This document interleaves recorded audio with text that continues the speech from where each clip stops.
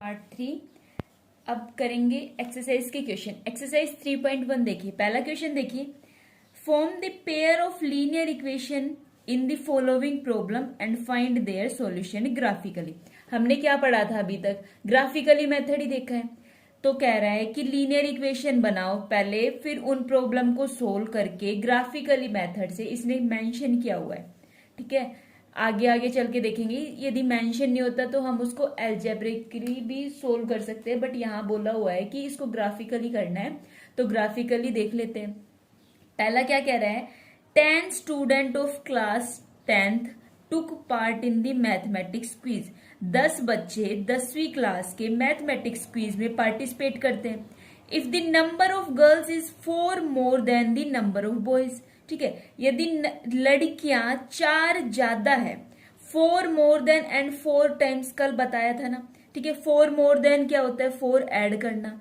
4 times क्या होता है? 4 को मल्टीप्लाई करना उसी नंबर से। ठीक है, फिर फाइंड करना है नंबर ऑफ बॉयज कितने हैं और नंबर ऑफ गर्ल्स कितने हैं जिन्होंने क्विज में पार्टिसिपेट किया था। ठीक है, तो आंसर देख लेते हैं।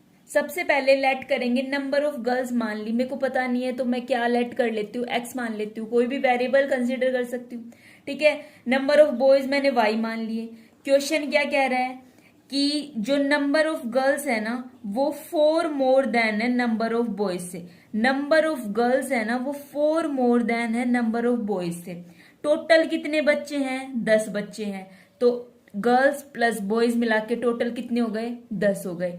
एक इक्वेशन मेरे पास ये हो गई, दूसरी इक्वेशन मेरे पास ये हो गई। ग्राफिकली मेथड से कैसे सोल्व करते हैं? सबसे पहले इनका ग्राफ बनाना है। कैसे बनाते हैं ग्राफ? एक ये इक्वेशन है, x equal to y equal to tan minus x कर सकती हूँ। इस वाली इक्वेशन से क्या मैं ऐसा लिख सकती हूँ? y is equals to tan minus x, बिल्कुल लिख सकती हूँ। x की वैल्यू कुछ भी मान लेनी है अपनी तरफ से। अब ये ही मत बोलना कि 2 नहीं, मैं तो 1 माननी है। 1 माननी है तो 1 मानो, 2 माननी है तो 2 मानो। ठीक है, जो भी वैल्यू अपनी तरफ से माननी है x की वो वैल्यू लो और फिर यहाँ पे पुट करो वो वैल्यू, देन y की वैल्यू हमारे पास आ जाएगी। सेम इसी टाइप से इस इक्वेशन के लिए करना है। x की वैल्यू अपनी तरफ से कुछ भी कंसिडर करो एंड देन इस इक्वेशन में यहां पुट करके y की वैल्यू निकाल लो। तो मेरे पास ये वैल्यू है। जब मैंने 2 लिया तो 10 माइनस 2 8 हो जाएगा, 6 लिया तो 10 माइनस 6 4 हो जाएगा। सेम इसी टाइप से तब मैंने 4 लिया तो 4 माइनस 4 0 हो जाएगा, 6 लिया तो 6 माइनस 4 मेरे पास 2 हो जाएगा। ठीक है, अब इसका ग्राफ बनाएंगे। पॉइंट को प्लॉट किया है। अब देखो यहाँ ये है 2 एंड 8, x है 2 y है 8, देन ये पॉइंट कौन सा हो गया? 2 एंड 8। ठीक है, अब ये वाला पॉइंट कौन सा हो गया? 4 और 0, इधर y 0 होता है ना। ठीक है, ये पॉइंट कौन सा हो गया? 10 एंड 0। ये पॉइंट 7 एंड 3। ये पॉइंट कौन सा हो गया? 6 एंड 2। इसी टाइप से सारे पॉइंट है। अब देखना ये इंटरसेक्टिंग लाइन बन गई। आप कोई दूसरे पॉइंट भी लोगे ना तब भी देखना ये इंटरसेक्टिंग लाइन बन जाएगी। इंटरसेक्टिंग लाइन है तो कल ही देखा था क्या होगा? Unique solution. क्यों होगा यूनिक सॉल्यूशन? क्योंकि एक ही पॉइंट पे ये कट कर रही है। किस पॉइंट पे कट कर रही है? जिस पॉइंट पे कट कर रही है ना वो ही इसकी वैल्यू आ जाएगी। ठीक है, अब इसका सेकंड क्वेश्चन देखते हैं। फर्स्ट का सेकंड पार्ट। भाई सेकंड पार्ट क्या कह रहा है? 5 पेंसिल एंड 7 पेन। ठीक है, टुगेदर कॉस्ट, इन दोनों को मिला के मेरे पास कितनी कॉस्ट है? 50 रुपए। ठीक है, और जब 7 पेंसिल और 5 पेन ले रही हूं तब मेरे पास कॉस्ट कितनी है? 46। एक पेंसिल और एक पेन की कॉस्ट बतानी है। कैसे करेंगे? कितनी पेंसिल है कितने पेन है मेरे को नहीं पता, मैंने लेट कर लिया कि पेंसिल x है, पेन मेरे पास y है। ठीक है, क्वेश्चन मेरे पास क्या कह रहा है कि 5 पेंसिल और 7 पेन की कॉस्ट 50 रुपीज है। 5 पेंसिल एंड 7 पेन की कॉस्ट 50 रुपीज है। फिर 7 पेंसिल एंड 5 पेन की कॉस्ट 46 रुपीज है। मेरे पास दो इक्वेशन हो गई। सेम उसी टाइप से मैंने इस वाली ये इक्वेशन 1 मान लो, ये इक्वेशन 2 मान लो। फर्स्ट इक्वेशन से y की वैल्यू निकाल सकती हूँ, बिल्कुल निकाल सकती हूँ। चलो देख लेते कैसे निकाली है। 7y is equals to 50 minus 5x। y किसके इक्वल हो जाएगा? 50 माइनस 5x अपॉन 7। वही लिखा है y equal to 50 minus 5x upon 7। Same इसी टाइप से इक्वेशन नंबर सेकंड से मैंने y की वैल्यू निकाली, x की वैल्यू पुट की, देन y की वैल्यू आ गई। अब एक बात और है, इन दोनों इक्वेशन में यदि आप कोई वैल्यू पुट करें और वो सेम आ जाता है ना, तो उधर ही पता चल जाएगा कि ये ही x और y की वैल्यू है, क्योंकि सेम ये भी इसके पास है, 3 और 5 इसके पास है, 3 और 5 इसके पास है, दोनों किस पॉइंट पे जाके मिलेंगे, 3 और 5 पॉइंट पे जाके मिलेंगे। सेम जैसे ऊपर ग्राफ बनाया था वैसे ही इसका ग्राफ बनाना है, अपने आप ट्राई करना। सेकंड क्वेश्चन देखो, ये क्या कह रहा है, कंपेयर करना है रेशियो A1/A2 B1/B2 C1/C2। ठीक है, फिर उसके बाद फाइंड करना है कि कौन सा पेयर लीनियर इक्वेशन का इंटरसेक्ट होगा एक पॉइंट पे। ठीक है, कौन सी दो लाइन ये मेरे पास पैरेलल होंगी और कौन सी कोइंसिडेंट होंगी। कल जाना ही था क्या होता है पैरेलल इंटरसेक्टिंग कोइंसिडेंट, नहीं पता तो वो पीछे वाली वीडियो देख लो या फिर पेज 2 पलट के देख लो, उधर मिल जाएगा। सेकंड का सेकंड पार्ट देख लो, पहली इक्वेशन ये है, दूसरी इक्वेशन ये है। A1 क्या होता है, A2 क्या होता है, B1 क्या होता है, B2 क्या होता है। कल वैसे अच्छे से समझा दिया गया है, लेकिन एक बार फिर से देख लो। A1 क्या होता है, coefficient of x in first equation. A2 क्या होता है, coefficient of x in second equation. Same इसी टाइप से B1 B2 C1 C2 होते हैं। ठीक है, इनके रेशियो निकालो, A1/A2 निकालूंगी तो 9/18, 9 2 जा 18। ठीक है, तो 1/2 हो जाएगा। B1/B2 3/6 1/2, C1/C2 12 2 जा 24, 3 2 जा 6। समझ में आ रहा है नहीं मैं कैंसिल कैसे कर रही हूँ। 1/2 1/2 1/2 तीनों इक्वल हो गए। जब तीनों इक्वल होते हैं तो कौन सी लाइन होती है, कोइंसिडेंट लाइन होती है। सेकंड का थर्ड पार्ट देख लो, एक इक्वेशन ये है, दूसरी इक्वेशन ये है, सेम A1/A2 B1/B2 C1/C2 मैंने निकाला, इनका रेशियो निकाला। रेशियो निकालने के बाद इनको सिंपलेस्ट फॉर्म में लिख के आया। सिंपलेस्ट फॉर्म वैसे क्या होती है, जहां प्राइम नंबर आ जाते हैं ना। 6 एक प्राइम नंबर है जी, नहीं 2 एक प्राइम नंबर है, हाँ 2 तो एक प्राइम नंबर है, बट ये कैंसिल हो रहा है तो ये 3 आ रहा है। ओनली 3 आया, नीचे क्या हो गया 1, 2 3 जा 6, नेगेटिव नेगेटिव कैंसिल हो जाएंगे, क्या हो जाएंगे 3 एंड 1। फिर C1/C2 क्या हो जाएंगे 10/9। अब ये 3 और ये 3 ये दोनों तो इक्वल है, बट क्या थर्ड वन इक्वल है, नहीं। जहां दो इक्वल है थर्ड वन इक्वल नहीं होती, वो मेरे पास कौन सी लाइन होती है, पैरेलल लाइन होती है। थर्ड क्वेश्चन देखो, ऑन कंपेयरिंग द रेशियो, ये तीनों रेशियो कंपेयर करने हैं, फिर फाइंड करके बताना है कौन सा कंसिस्टेंट है और कौन सा इनकंसिस्टेंट है। जो जो पार्ट हार्ड लग रहे हैं वो मैं कर देती हूँ, जैसे थर्ड देख लो फिर फिफ्थ देख लो। ठीक है, ये तो सिंपल ही है। चलो पहले थर्ड और फिफ्थ देखो। थर्ड क्या कह रहा है, फर्स्ट इक्वेशन मेरे पास ये है, सेकंड इक्वेशन ये है। फर्स्ट इक्वेशन में A1 क्या है 3/2, A2 क्या है 9 है, B1 क्या है 5/3, B2 क्या है -10 है। अब यहां ध्यान रखना C1 यहाँ पे मेरे पास -7 है, +7 नहीं है। क्यों, मेरे पास इसकी जर्नल इक्वेशन क्या होती थी, A1x + B1y + C1 = 0। अब ये 7 मेरे पास राइट हैंड साइड है ना, तो इसको लेफ्ट हैंड साइड लेके जाऊंगी तो -7 होएगा। ठीक है, फिर A1/A2 निकाला, 3/2 को किससे डिवाइड करना है, 9 से डिवाइड करना है। कैसे कर दिया ये, अरे इधर देखो 3/2 को किससे डिवाइड करना है, 9 से डिवाइड करना है। तो क्या मैं इसको ऐसे लिख सकती हूँ 3/2 × 9, विजिबल है ना, हाँ। तो A1/A2 की वैल्यू क्या आ गई मेरे पास 1/6, B1/B2 की वैल्यू क्या आ गई, B1 की वैल्यू क्या है 5/3, B2 की वैल्यू क्या है -10। तो इसको इस स्टेप से लिख दिया, 5 2 जा 10, तो ये कितना हो जाएगा 2, 3 2 जा कितना हो जाएगा 6 हो जाएगा। C1 और C2 क्या हो जाएगा, 7 2 जा 14, नेगेटिव से नेगेटिव कैंसिल हो जाएगा, ये मेरे पास 1/2 हो जाएगा। तो यहां से क्या देखा मैंने, A1/A2 किसके इक्वल नहीं है, B1/B2 के इक्वल नहीं है और C1/C2 के इक्वल नहीं है। तो ये मेरे पास क्या हो गया, कंसिस्टेंट हो गया। ठीक है, इतना ध्यान रख लो, कंसिस्टेंट कब होगा, या तो तीनों इक्वल होंगे या तीनों रेशियो मेरे पास नॉट इक्वल होंगे। ठीक है भाई, अब इसका फिफ्थ पार्ट देख लो। फिफ्थ पार्ट में दोनों इक्वेशन गिवन है, बिल्कुल गिवन है। A1 A2 A3 B1 B2 sorry A1 A2 B1 B2 C1 C2, इन तीनों की वैल्यू निकाली, बिल्कुल निकाली। इनका रेशियो निकाला, रेशियो कैसे निकाला 4/3 एंड 2। ठीक है, 4/3 × 2 लिख सकती हूँ, बिल्कुल लिख सकती हूँ। 2 2 जा 4, एक 2 कैंसिल हो गया, ऊपर एक 2 बचा एंड देन 3। फिर B1/B2 की वैल्यू मेरे पास क्या आ गई 2/3 आ गई। फिर C1/C2 की वैल्यू कितनी आ गई 2/3। यहां से देखा कि तीनों वैल्यू इक्वल है, तीनों इक्वल है या तीनों नॉट इक्वल है, तभी मेरे पास कंसिस्टेंट होता है। तो ये मेरे पास क्या हो गया कंसिस्टेंट। फोर्थ क्वेश्चन क्या कह रहा है, बताना है which of the following linear pair कौन सा कंसिस्टेंट है कौन सा इनकंसिस्टेंट है। जैसे ऊपर बताया था थर्ड क्वेश्चन में सेम वैसे ही बताना है, बट यहाँ एक ट्विस्ट है। क्या ट्विस्ट है, कह रहा है यदि ये कंसिस्टेंट है ना तब इसका सॉल्यूशन ग्राफिकली फाइंड करना है। तो इसमें कौन कौन से करते हैं हम, एक तो ये फोर्थ वन देख लेते हैं एंड एक थर्ड वन देख लेते हैं। ठीक है, तो देखो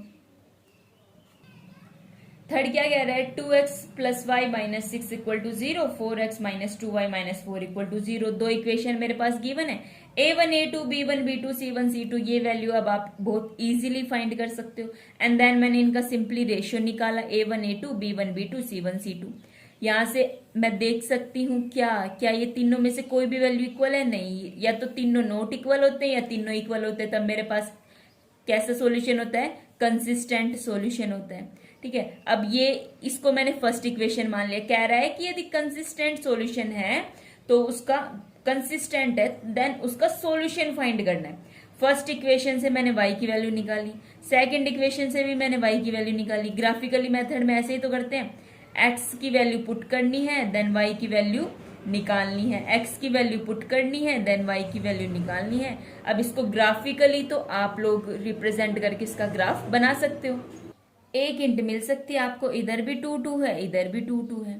ठीक है, तो क्या बताया था, दोनों सेम सेम आ जाते हैं तो वही x की और वही y की वैल्यू, मतलब वही सॉल्यूशन हो जाता है। अब सिर्फ पॉइंट को नंबर लाइन पे रिप्रेजेंट करके लाइन को मीट करवा के देखना है कि ये क्या होगा। वैसे तो पता चल रहा है ये एक इंटरसेक्टिंग लाइन होगी क्योंकि यूनिक सॉल्यूशन है और कंसिस्टेंट है एंड तीनों रेशियो नॉट इक्वल है, तो इधर से वैसे भी बता सकते हैं। अब इतनी हिंट मिल गई है, अब आप इजीली सोल्व कर सकते हो। फोर्थ क्वेश्चन का फोर्थ पार्ट देख लो। टू इक्वेशन गिवन है, बिल्कुल गिवन है, a1 a2 b1 b2 c1 c2 find कर लिया a1 a2 b1 b2 c1 c2 इनका रेशियो फाइंड करना है। कैसे करना है बहुत अच्छे से जानते हैं, 1/2 एंड दिस इज द 2/5। अरे दो तो इक्वल आ गई but third one not equal. ठीक है, यदि तीनों इक्वल होती है तीनों नॉट इक्वल होती है तभी मेरे पास कंसिस्टेंट सॉल्यूशन होता है, बट यहाँ तो दो इक्वल है बट थर्ड वन इक्वल नहीं है, देन ये इनकंसिस्टेंट सॉल्यूशन हो गया। ठीक है, अब फिफ्थ क्वेश्चन देख। फिफ्थ कह रहा है half the perimeter of the rectangle garden whose length is 4 metre more than its width is the 36 metre. ठीक है, find the dimension of the garden.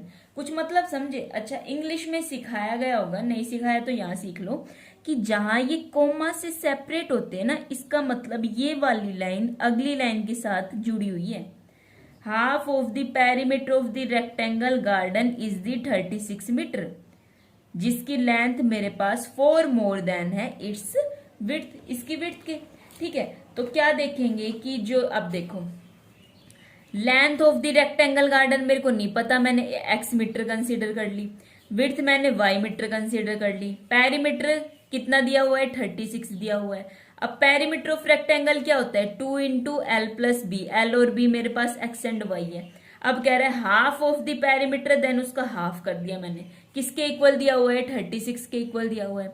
2 से 2 कैंसिल हो गया, x plus y is equal to 36, ये मेरे पास एक equation हो गई। फिर कह रहा है length is 4 metre more then.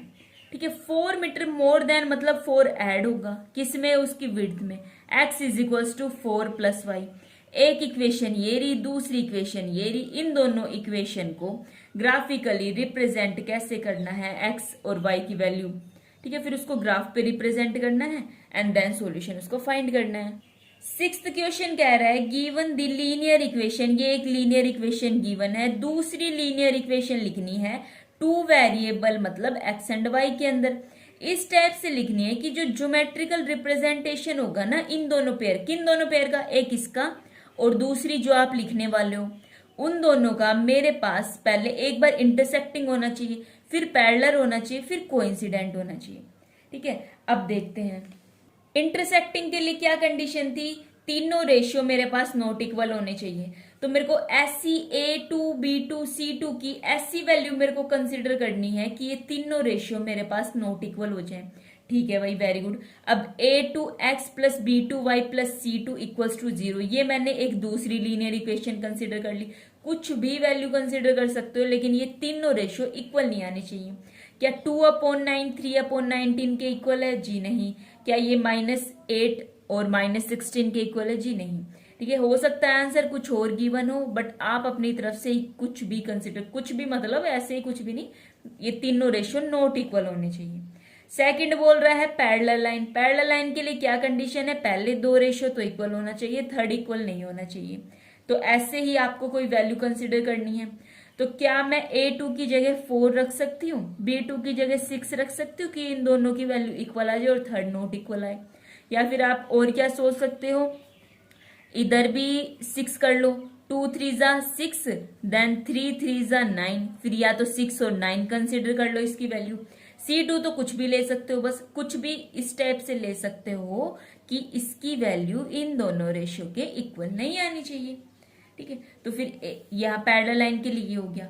Coincident line की कंडीशन क्या होती है? तीनों रेशियो इक्वल होने चाहिए, तीनों इक्वल होने चाहिए। तो ज्यादा कंफ्यूज होने की जरूरत नहीं है इसमें, ऐसे कर लिया करो 2 2 जा 4, 3 2 जा 6, 8 2 जा 16। जो भी ऊपर है उसका ट्वाइस करके लिख दिया करो, ताकि 1/2 1/2 एंड 1/2 ये वैल्यू आ जाए। A2 B2 C2 इन तीनों की वैल्यू इसमें पुट करो एंड देन ये मेरे पास रिजल्ट आ जाएगा। ठीक भाई, लास्ट पे आ गए। Draw the graph of the equation. एक ये इक्वेशन है, दो इक्वेशन है, इन दोनों इक्वेशन का ग्राफ ड्रॉ करना है। Determine the coordinate of the vertices, ठीक है, ऑफ द ट्राइंगल। अब इन दोनों का जब आप लोग ग्राफ ड्रॉ करोगे ना, तब एक ट्राइंगल बनेगी।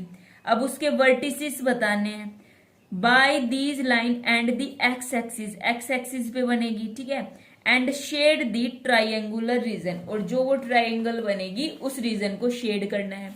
बिल्कुल भाई, सॉल्यूशन है हमारे पास ये रहा। अब मेरे पास दो इक्वेशन गिवन है। ठीक है भाई, इसको तो सोल्व करना ही पड़ेगा क्योंकि ट्राइंगल बनानी थी। y, फर्स्ट इक्वेशन से y की वैल्यू x+1 निकाल सकती हूँ। सेकंड इक्वेशन से y is equal to 12 - 3x/2। अब तो निकाल सकते हो ना y की वैल्यू फर्स्ट और सेकंड इक्वेशन से। ठीक है, अब x की वैल्यू मैंने 0 1 2 3 4 -1 -2 -3 -4 जो मन कर रहा है वो पुट करो। y की वैल्यू जहां x है वहां वो वैल्यू पुट कर दो। x1 then y2, x2 then y3, x-1 then y0। Same ये ही काम सेकंड इक्वेशन में करना है। सेकंड इक्वेशन में 0 1 2 3 4 देन y की वैल्यू मेरे पास ये आ गई। अब इन्हीं पॉइंट को इस ग्राफ पे प्लॉट करना है। ठीक है, वेरी गुड। अब इनको यहाँ प्लॉट किया, ये हो गया 2 3, ये हो गया -1 0, ये हो गया 4 0। अब कोई बच्चे दिमाग लगाएंगे और बोलेंगे कि हम ये वाला पॉइंट नहीं ले रहे। ठीक है, और हमारी ट्राइंगल तो ध्यान से देखना, ट्राइंगल तो एक ये बन गई, हमने तो ये पॉइंट नहीं लिया, इधर ट्राइंगल बनी नहीं तो इधर ट्राइंगल बन गई। तो इसने बोला हुआ है कि कहाँ बननी चाहिए ट्राइंगल, एक्स एक्सिस पे ही बननी चाहिए। एक्स एक्सिस ये ही होती है, ये होती है मेरे पास Y axis, then X axis पे ट्राइंगल बन गई।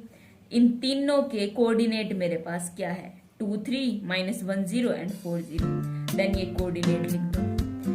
ठीक है, तो अब फिर कल 3.2 देखते हैं। पहले एग्जाम्पल देखेंगे, देन उसके बाद क्वेश्चन करेंगे। ठीक है, तब तक के लिए बाय बाय।